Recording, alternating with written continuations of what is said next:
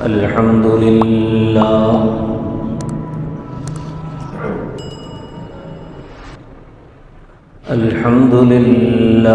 وحده، والصلاة والسلام على من لا نبي بعده، وعلى آله وأصحابه الذين أوفوا عهدا،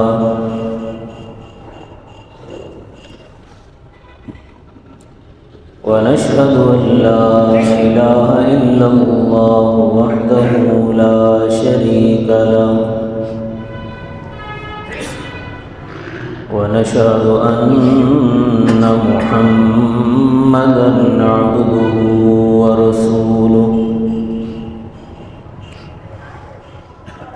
أما بعد، فأعوذ بالله من الشيطان الرجيم. بسم الله الرحمن الرحيم.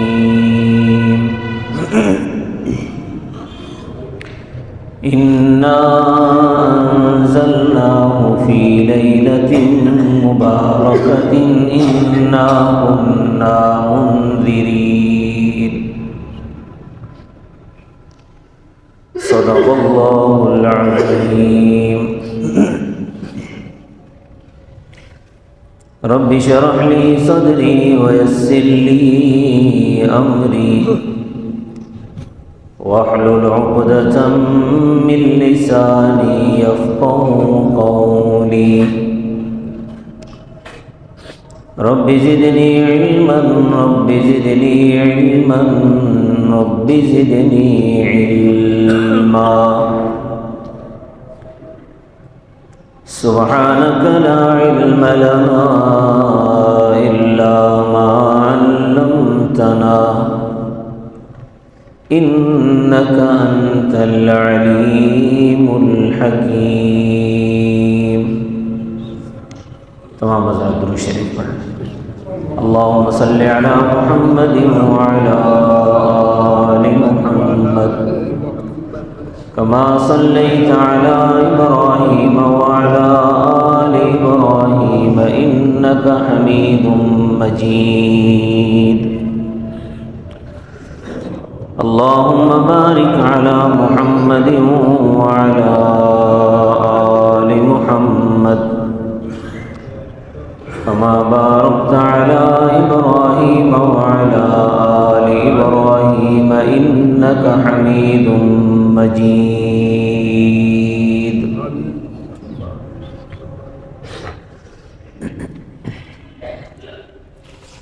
معزز سامعین گرامی قدر،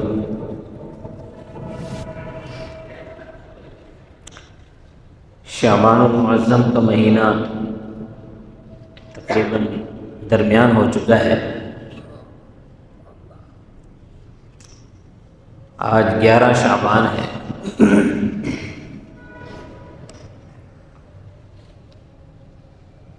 کچھ ہی دنوں بعد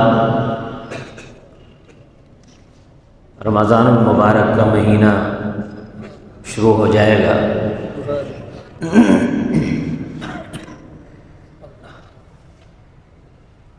پھر سے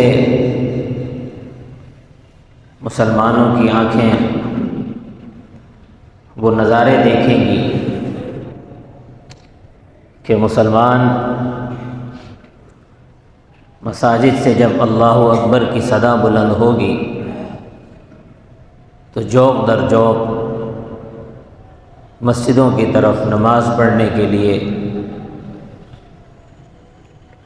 تیزی کے ساتھ روانہ ہوں گے، اور پھر سے آنکھیں وہ منظر دیکھیں گی کہ جب مساجد میں تل دھرنے کی جگہ نہیں ملے گی، پھر سے مساجد کے آباد ہونے کا مہینہ آ رہا ہے. کانوں کے اندر وہ نمازیوں کی مشہور کن آوازیں جو نماز سے پہلے اور نماز کے بعد پہلی صف میں نمازی بیٹھ کر جو قرآن کی تلاوت کیا کرتے ہیں، تو تلاوت کی آواز کی جو مسجد میں گونج ہوتی ہے، اس گونج سننے اور سنانے کا مہینہ دوبارہ آ رہا ہے۔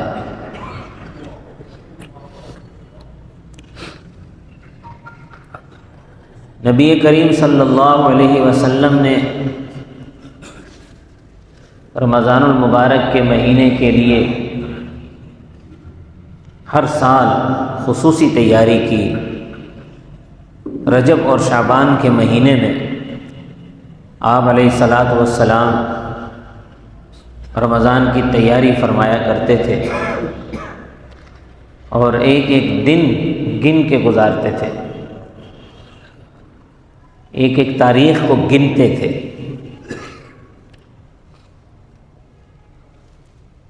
اہتمام سے آپ صلی اللہ علیہ وسلم شعبان کے روزے رکھتے تھے تاکہ رمضان کے روزوں کی پریکٹس ابھی سے ہو سکے۔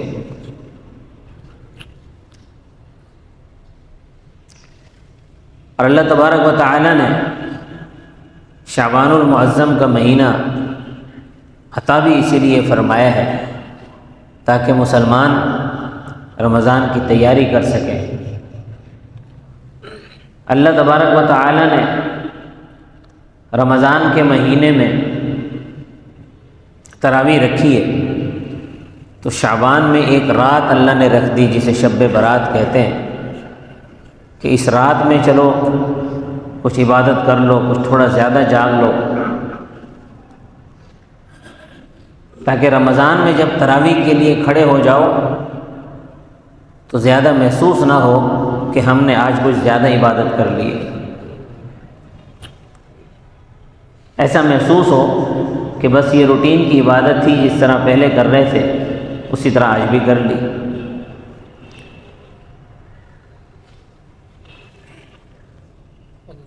بہت سے لوگ یہ سمجھتے ہیں کہ شعبان کے اندر جو شعبان کی 15ویں رات ہے اس کی کوئی خاص فضیلت نہیں ہے، جبکہ تقریباً 10 صحابہ اکرام سے شعبان کی 15ویں رات کی فضیلت کے بارے میں احادیث نبی کریم صلی اللہ علیہ وسلم سے بیان ہوئی ہیں، اور اس کا ذکر شیخ الاسلام حضرت مولانا مفتی محمد تقی عثمانی صاحب مدثر اللہ علی نے بھی فرمایا ہے، اور ساتھ میں یہ بھی فرمایا کہ فضائل کے باب میں ضعیف حدیثیں بھی چلتی ہیں، جہاں البتہ جو احکام ہوتے ہیں احکام ضعیف احادیث سے مستنبط نہیں ہو سکتے، لیکن فضائل کے باب میں ضعیف احادیث بیان کی جا سکتی ہیں اور اس پر عمل بھی کیا جا سکتا ہے۔ تو 10 صحابہ اکرام سے شب برات کے حوالے سے احادیث مروی ہیں، جن میں سے کچھ احادیث میں آپ حضرات کو سنانا چاہتا ہوں۔ پہلے تو نبی کریم صلی اللہ علیہ وسلم کا معمول بتاتا ہوں کہ حضرت عائشہ صدیقہ رضی اللہ تعالیٰ عنہ فرماتی ہیں کہ حضور اکرم صلی اللہ علیہ وسلم کا معمول شعبان کے مہینے میں یہ تھا کہ آپ کسی مہینے میں اتنی کثرت سے روزے نہیں رکھتے تھے جتنا شعبان کے مہینے میں کثرت سے روزے رکھتے تھے۔ حضرت عائشہ فرماتی ہیں کہ میں نے کبھی نہیں دیکھا آپ صلی اللہ علیہ وسلم کو کہ آپ نے شعبان کے علاوہ میں اتنی کثرت سے روزے رکھے ہوں۔ شعبان میں آپ کثرت سے روزے رکھتے تھے، صرف شعبان کے آخری دنوں میں آپ روزے نہیں رکھتے تھے، اور شعبان کے آخری دنوں میں روزے رکھنے سے منع بھی فرمایا ہے، کیونکہ ایسا نہ ہو کہ آپ پورا مہینہ روزہ رکھیں، شعبان کے آخری دنوں میں بھی رکھیں اور کمزوری کی وجہ سے رمضان کے روزے نہ رکھ سکیں۔ تو یہ آپ صلی اللہ علیہ وسلم کا معمول تھا کہ آپ کثرت سے روزے رکھتے تھے اور عبادت بھی اس مہینے میں کثرت سے کیا کرتے تھے۔ اس کی وجہ کیا تھی؟ حضرت ابو بکر صدیق رضی اللہ تعالیٰ عنہ سے روایت ہے، وہ فرماتے ہیں کہ حضور اکرم صلی اللہ علیہ وسلم نے ارشاد فرمایا، ينزل اللہ الی السماء الدنیا، النصف من شعبان، کہ اللہ تبارک و تعالی نصف شعبان کی رات کو، یعنی شعبان کی 15ویں رات کو آسمان دنیا سے زمین پر نزول فرماتے ہیں اپنی شان کے مطابق، جو اللہ کی شان ہے اس شان کے مطابق نزول فرماتے ہیں۔ فَيَغْفِرُ لِكُلِّ شَيْءٍ إِلَّا رَجُلٌ مُشْرِكٌ أَوْ رَجُلٌ فِي قَلْبِهِ شَحْنَاءٌ، ہر انسان کی، ہر مسلمان کی مغفرت کر دیتے ہیں۔ آسمان دنیا سے زمین پہ نزول فرماتے ہیں اور ہر شخص کی، ہر چیز کی مغفرت کر دیتے ہیں۔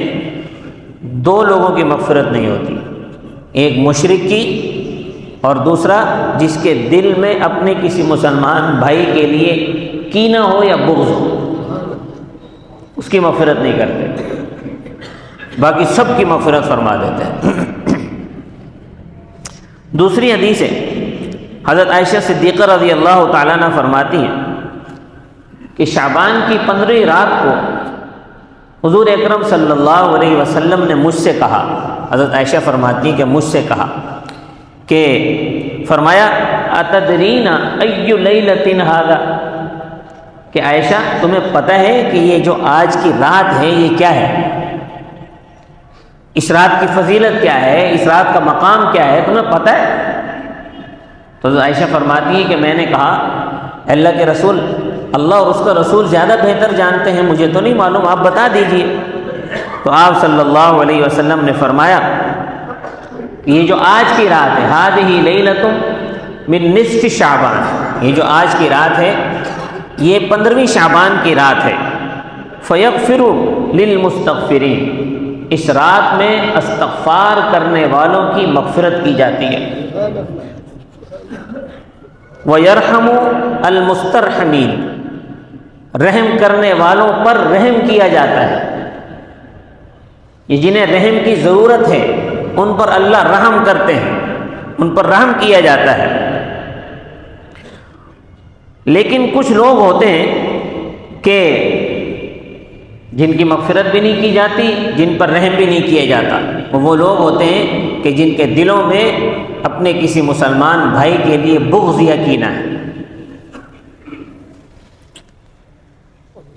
تیسری حدیث ہے، حضور صلی اللہ علیہ وسلم نے فرمایا ان اللہ لیطلع فی لیلۃ النصف من شعبان، کہ اللہ تبارک و تعالی شعبان کی 15ویں رات کو توجہ فرماتے ہیں دنیا پر، یا دنیا کے لوگوں پر توجہ فرماتے ہیں۔ توجہ اس لیے فرماتے ہیں کہ کن کن لوگوں کی مغفرت کرنی ہے سب کو دیکھتے ہیں۔ فیغفر، پھر اللہ مغفرت فرماتے ہیں لجمیع خلقہ، تمام ان لوگوں کی مغفرت کرتے ہیں جو عبادت میں مصروف ہوتے ہیں، یا جو استغفار کر رہے ہوتے ہیں، یا جو دعائیں مانگ رہے ہوتے ہیں، یا جو قرآن کی تلاوت کر رہے ہوتے ہیں، سب کی اللہ پاک مغفرت فرما دیتے ہیں۔ الا، مگر کون جن کی مغفرت نہیں ہوتی؟ المشرک، جو لوگ مشرک ہیں، شرک میں مبتلا ہیں، ان کی مغفرت نہیں ہوتی۔ اور دوسرا او مشاہن، بغض رکھنے والے، کینہ رکھنے والے، ان کی مغفرت بھی نہیں ہوتی۔ ان دو لوگوں کی مغفرت نہیں ہوتی، باقی سب کی اللہ پاک مغفرت فرما دیتے ہیں۔ یہ اصل میں رمضان کی تیاری ہوتی ہے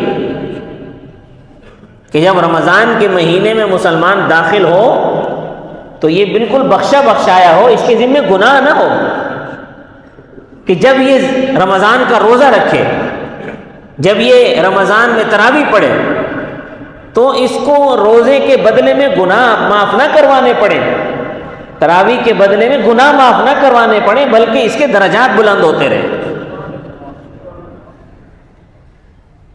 گناہ پہلے سے معاف ہو چکے ہوں۔ چوتھی حدیث، حضور صلی اللہ علیہ وسلم نے فرمایا یطلع اللہ عز وجل الی خلقہ لیلۃ النصف من شعبان، کہ اللہ تبارک و تعالی شعبان کی 15ویں رات کو لوگوں کی طرف توجہ فرماتے ہیں، پھر اس کے بعد توجہ فرمانے کے بعد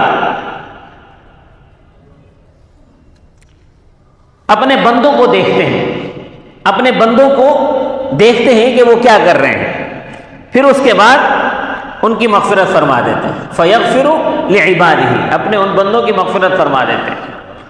لیکن دو بندوں کی مغفرت نہیں فرماتے، ایک تو کینہ رکھنے والا، دوسرا جس نے کسی کو ناحق قتل کیا ہو، اس کی بھی مغفرت نہیں ہوتی۔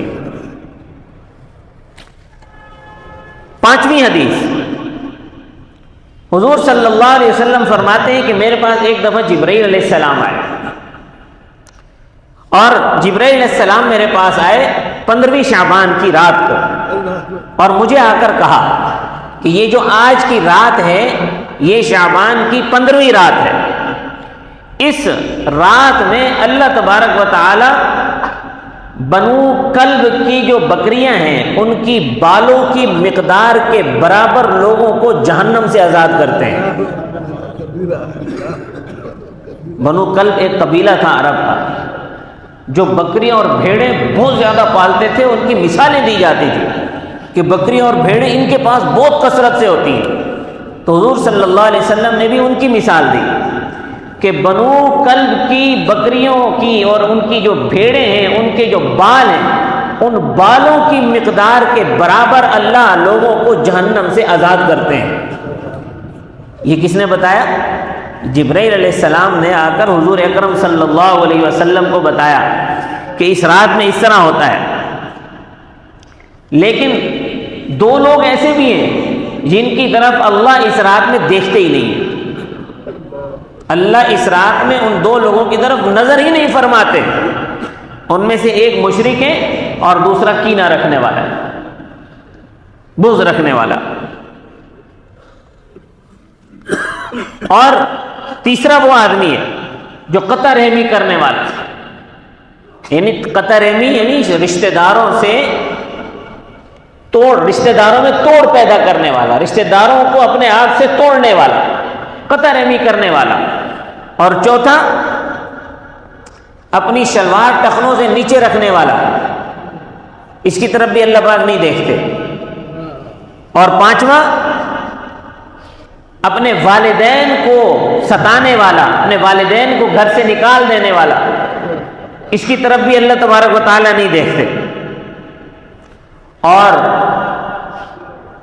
چوتھا آدمی وہ ہے، 5واں آدمی کہ جو شراب کا عادی ہو، عادی شرابی کی طرف اللہ تبارک و تعالیٰ نہیں دیکھتے۔ ان کے علاوہ باقی سب کی مغفرت فرما دیتے ہیں، صرف مغفرت نہیں جہنم سے آزادی عطا فرما دیتے ہیں۔ تو یہ جو میں نے آپ حضرات کے سامنے 5 حدیثیں پیش کی ہیں، ان 5 حدیثوں سے یہ بات پتہ چلی کہ 8 لوگ ایسے ہیں کہ جن کی اللہ مغفرت نہیں کرتے اس خاص رات میں بھی۔ 8 قسم کے لوگ، جو لوگ 8 قسم کے گناہوں میں مبتلا ہیں ان کی اللہ مغفرت نہیں کرتے۔ ان میں سے پہلا آدمی وہ ہے کہ جو دلوں میں کینہ رکھتا ہے، بغض رکھتا ہے۔ آدمی کے دل میں بغض کیوں پیدا ہوتا ہے؟ بغض آدمی کے دل میں اس وقت پیدا ہوتا ہے کہ اس کو کسی کی کوئی بات بری لگی، لیکن اس کے اندر اس پر غصہ نکالنے کی اوقات نہیں ہے،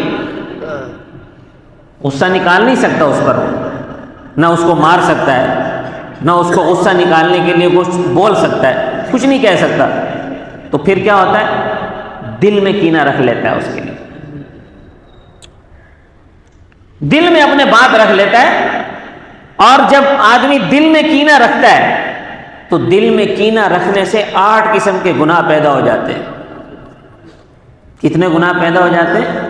8 قسم کے گناہ پیدا ہوتے ہیں۔ پہلا گناہ یہ پیدا ہوتا ہے کہ جس کے بارے میں دل میں کینہ ہو اس سے حسد کے جذبات پیدا ہوتے ہیں، اس سے حسد ہونے لگ جاتا ہے۔ دوسرا گناہ یہ پیدا ہوتا ہے شماتت۔ شماتت کہتے ہیں کہ اس کی دوسرے کی تکلیف پہ خوش ہونا، اس کو کوئی نقصان ہو گیا یہ خوش ہوتا ہے کہ دیکھا، اس کا مالی نقصان ہو گیا یہ خوش ہوتا ہے، اس کو چوٹ لگ گئی یہ خوش ہوتا ہے، اس کا کوئی گھریلو نقصان ہو گیا یہ خوش ہوتا ہے، اس کو کہتے ہیں شماتت۔ یہ گناہ دل میں پیدا ہو جاتا ہے۔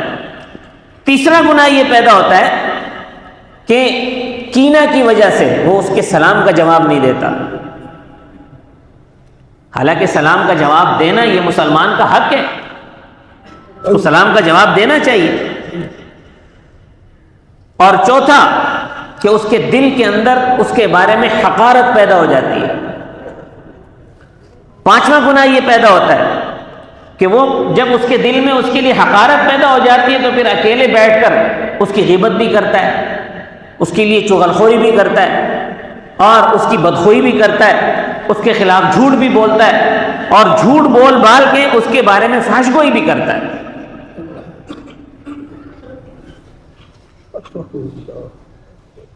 تو اس طرح کر کے وہ اس کے ساتھ زیادتی کر رہا ہوتا ہے، اس کے خلاف زبان درازی بھی کرتا ہے۔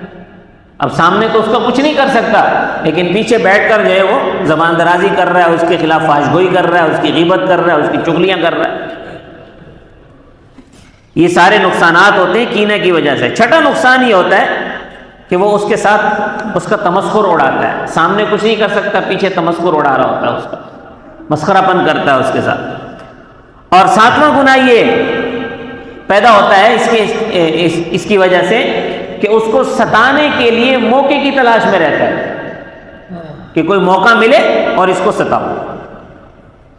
اور آٹھواں گناہ یہ پیدا ہوتا ہے کہ اس کے حقوق غصب کرنے کی کوشش کرتا ہے۔ اگر اس کو کہیں سے کوئی حق مل بھی رہا ہو یہ کوشش کرتا ہے کہ اس کو نہ ملے، اور اگر اس کے ذمے اس کا حق ہو تو وہ خود تو دیتا ہی نہیں، اس کا حق غصب کر لیتا ہے۔ تو کینہ کرنے سے، بغض رکھنے سے یہ 8 قسم کے گناہ پیدا ہو جاتے ہیں انسان۔ اس لیے اللہ تبارک و تعالیٰ ایسے آدمی کی طرف رحمت کی نظر سے نہیں دیکھتے شب برات والی رات۔ تو دوسرا وہ آدمی جس کی مغفرت نہیں ہوتی اس رات میں وہ ہے مشرک۔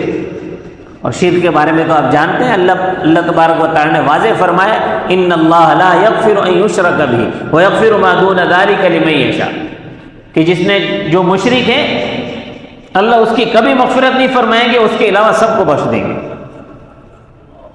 مشرک کی بخشش نہیں۔ اور تیسرا جس نے کسی کو ناحق قتل کیا ہو اور اس نے توبہ نہ کی ہو، ایسے آدمی کی مغفرت نہیں ہوتی۔ ان تمام احادیث سے تیسرا آدمی یہ پتہ چلا کہ جس نے کسی کا ناحق قتل کیا ہو اس کی بھی اس رات میں مغفرت نہیں ہوتی، الا یہ کہ وہ توبہ کر لے یا اس کے جو وارثین ہیں وہ اس کو معاف کر دے یا وہ اس کی دیت ادا کر دے، باقی اس کے علاوہ کوئی صورت نہیں ہے۔ اور چوتھا آدمی وہ ہے جس کی مغفرت نہیں ہوگی جو عادی زانی ہو، حرام کاری میں ہر وقت مبتلا ہے، زنا کاری میں ہر وقت مبتلا ہے۔ حضور اکرم صلی اللہ علیہ وسلم کی ایک حدیث ہے شب معراج کے حوالے سے، آپ صلی اللہ علیہ وسلم نے فرمایا کہ شب معراج میں میں نے بعض عورتوں کو دیکھا کہ ان کو پستانوں سے باندھ کر الٹا لٹکایا ہوا تھا پاؤں کے بل۔ تو میں نے جبرائیل سے پوچھا کہ یہ کون عورتیں ہیں؟ جبرائیل نے بتایا کہ یہ زانی عورتیں ہیں، ان کو یہ سزا دی گئی ہے۔ تو جو زانی آدمی ہوگا اس کی بھی اس رات میں بخشش نہیں ہو سکتی۔ اور پانچواں آدمی وہ ہے جو قطع رحمی کرتا ہو، رشتہ داروں سے قطع رحمی کرتا ہو، اس لیے رشتہ داروں سے صلح رحمی کرو۔ صحابہ کرام نے پوچھا رسول اللہ اگر رشتہ دار ہمارے ساتھ صلح رحمی نہ کرے تو وہ ہمیں گالیاں دے، وہ ہمیں برا بھلا کہے، تو آپ صلی اللہ علیہ وسلم نے فرمایا یہی تو صلہ رحمی ہے کہ وہ آپ کو غلط کہہ رہا ہے، وہ آپ کو دھتکار رہا ہے، آپ پھر بھی اس کے ساتھ اچھائی کا برتاؤ کر رہے ہو، یہی صلہ رحمی ہے۔ وہ بھی اچھا کرے آپ بھی اچھا کرو تو پھر تو ایک جیسے ہو سکتے۔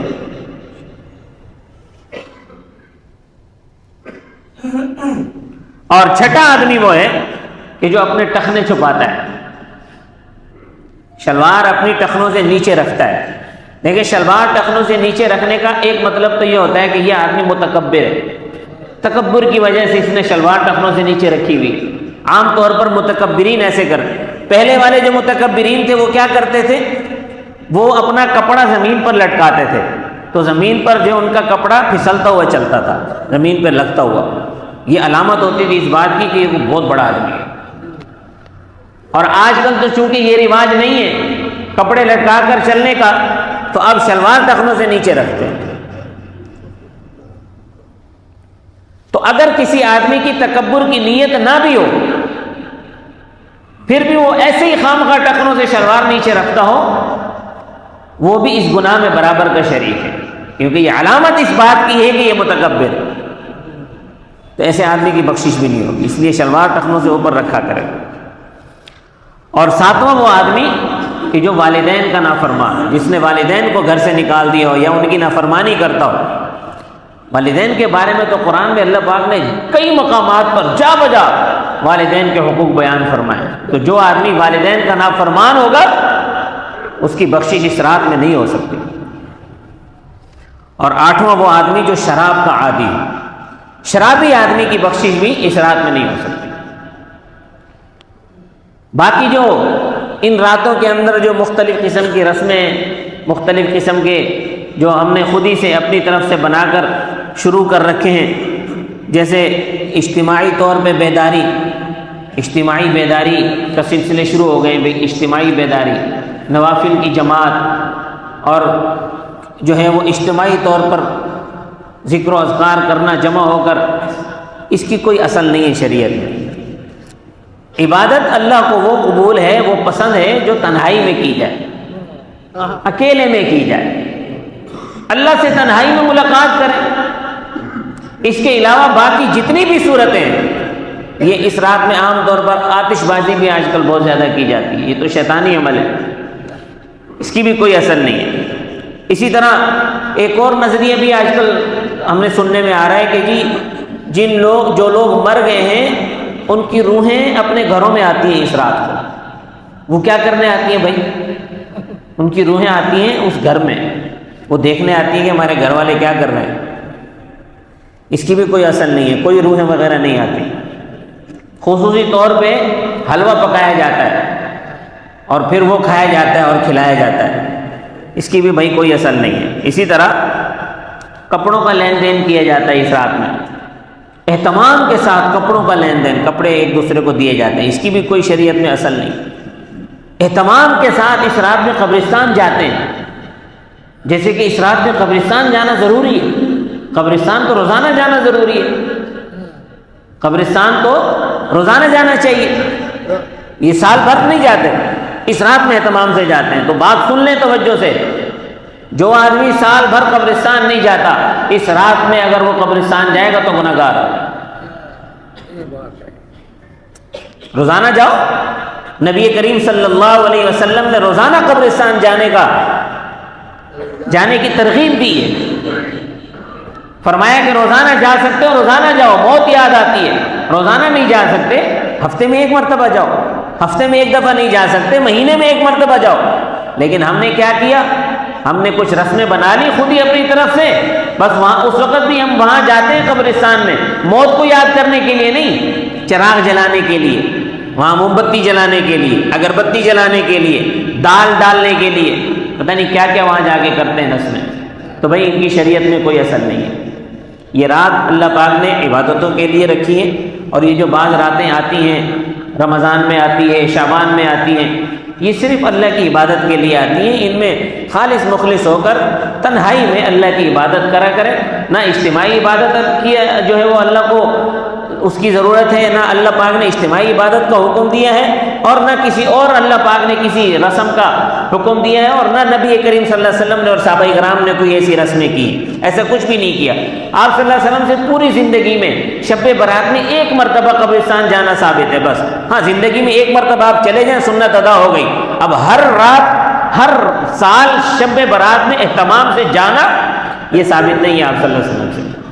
تو رسموں سے بچتے ہوئے، اگر آپ رسوم پر چلیں گے تو بجائے ثواب کے الٹا گناہ ہوگا. تو رسموں سے بچتے ہوئے بالکل خالص ہو کر اللہ تبارک و تعالیٰ کی عبادت کریں، اس رات کو قیمتی بنائیں تاکہ رمضان کا مہینہ ہم سب کے لیے قیمتی ہو سکے۔ اللہ تبارک و تعالیٰ ہمارے رجب میں برکت عطا فرمائے، شعبان میں برکت عطا فرمائے، اس کے بعد اللہ پاک ہم کو اپنی زندگی میں ہی رمضان کا مبارک مہینہ دکھائے اور ہمیں اس مہینے میں عبادتیں کرنے کی توفیق عطا فرمائے۔ وما علینا الا البلاغ المبین۔